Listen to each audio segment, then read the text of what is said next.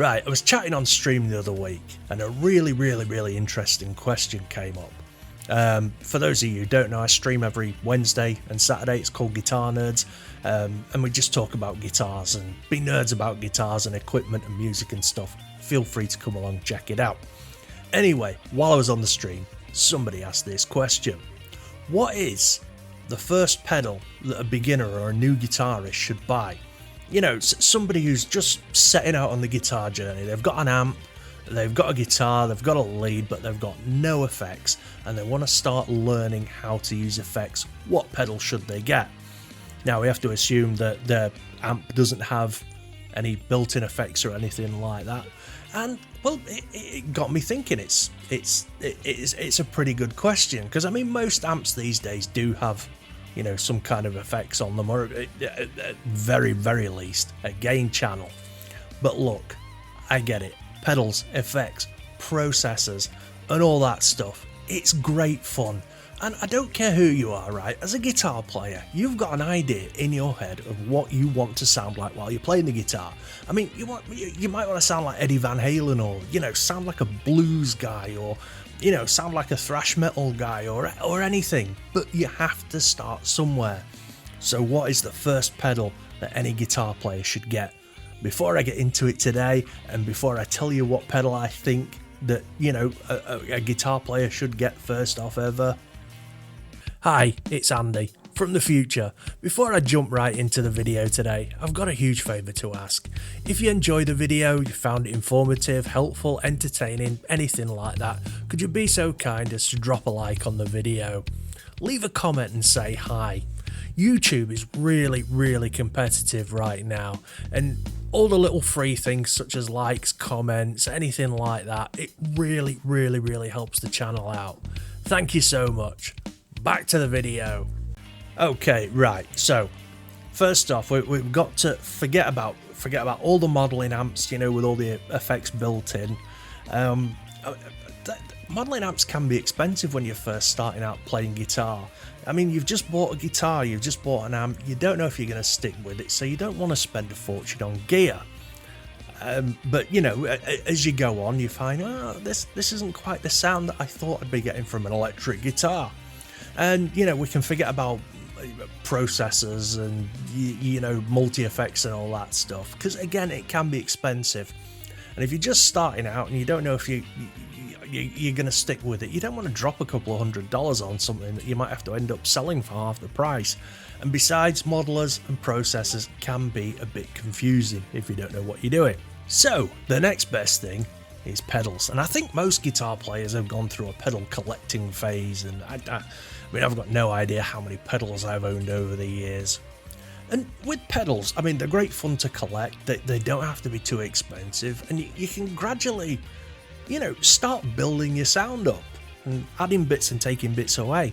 I mean, these days, if you're just starting out, it's an amazing time to be a guitar player. I mean, you can buy some pretty good pedals for like $30-40, and they're perfect for playing at home and getting used to using pedals.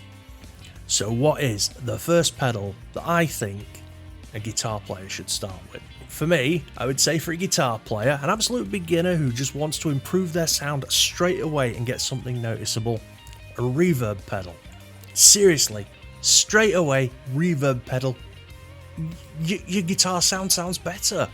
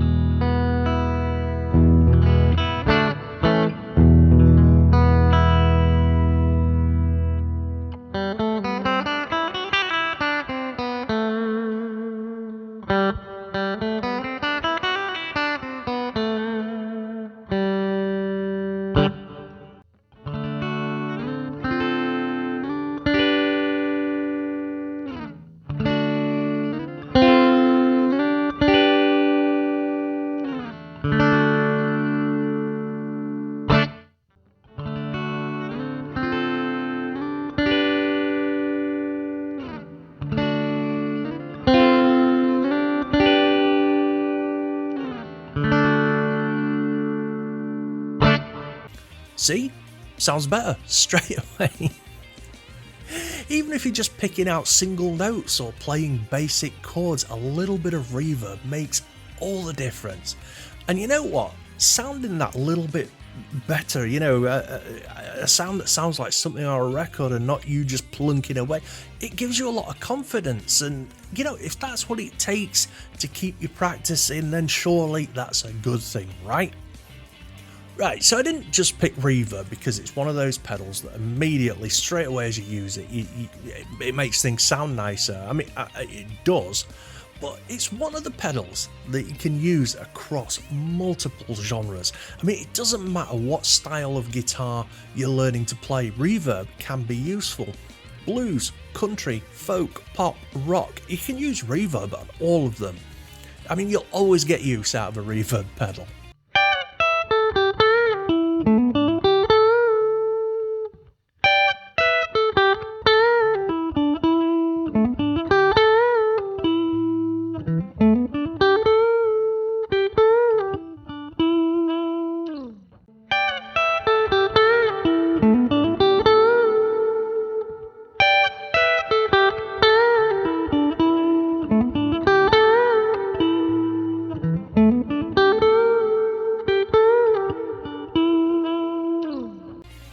But then, when we were talking about it, somebody said, well, what about distortion or overdrive? I want to sound, heavy metal or rocky. I mean, if you don't know the difference between overdrive and distortion and fuzz and all that, I actually did a video recently that explains it all. So I'll leave a link to that in the description if you have a look.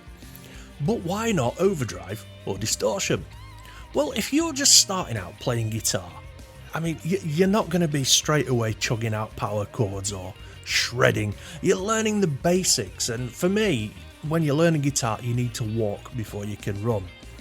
If I'm practicing, if I'm just sat and I'm learning something or I'm practicing, I'm going through scales, I never use distortion, I never have it on.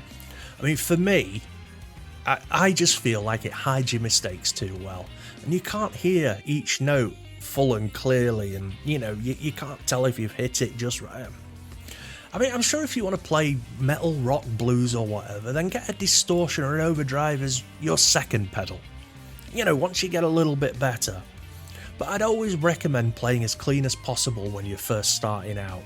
And a bit of reverb isn't cheating it just makes it a little bit easier on the ear. So, there we go. Reverb is the first pedal. For me, that's just my opinion. If you can think of another pedal that you think is a better pedal to get first, drop a comment, let me know. I'm only too happy to discuss it. So, which pedals or effects should you avoid when you're learning guitar, when you're just starting out? Well, like I said, distortion. For a while anyway, it hides too many mistakes, and you won't get better if you can't hear where you're going wrong. Now, another one I think you should avoid is compressor pedals. Right, trust me, I've got nothing wrong with compressors, but unless you know what you're doing with a compressor pedal and you know exactly what you're listening for, you're not going to be able to tell the difference when you're starting out. You're just going to be like, I've pressed this pedal and nothing's happening. I'll actually do a video one day and explain compressor pedals for anybody who wants to know. But yeah, that's another one I'd avoid. Another pedals that I'd avoid, modulation pedals like flangers and phasers.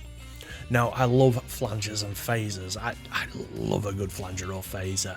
But when you're learning, there's no benefit to having a flanger or a phaser on. Again, they can muddy up your sound and they can confuse you.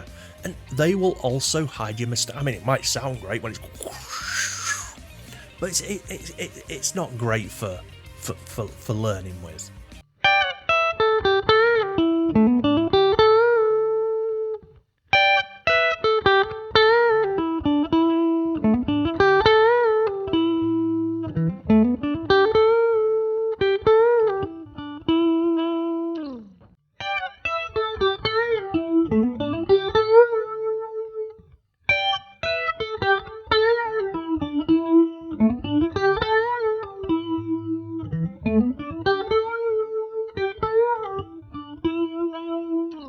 Right, another one, controversial this one, delay pedals. Delay is an amazing effect, it's very, very versatile, But when you're just starting out, a delay pedal can really throw you off timing, and it's not going to help you learn. You know, it's not going to help you improve. I mean, you'll sound great, but you won't improve. I mean, when you're a bit more proficient, a delay pedal is an absolutely necessary pedal to have on your pedal board. I can't argue that out. It really rounds out a pedal board. But early on, I just wouldn't bother. So there, we have it. Some pedals to avoid, but the pedal I think everyone should start with is a Reverb. It's easy to use, you know, straight away, everything improves, and you can pick them up pretty cheap. Just remember to check if it comes with a power supply though, because a lot of them don't take batteries anymore and you need a plug for them. And like I say, with all pedals, start small, everything to the left, and just add bits until you get used to it, until you find a sound that you're happy with. Well, that's all for today. It's been quite instructional and informational. Seriously, try Reverb pedal. Like I say, if you disagree with me, drop a comment and tell me about it. Anyway, don't forget to like and subscribe, do all that YouTube stuff. Really helps the video and the channel out. And also, don't forget, I stream every Wednesday and Saturday. Feel free to come along. It's basically just a load of buddies sitting around talking about guitars and stuff.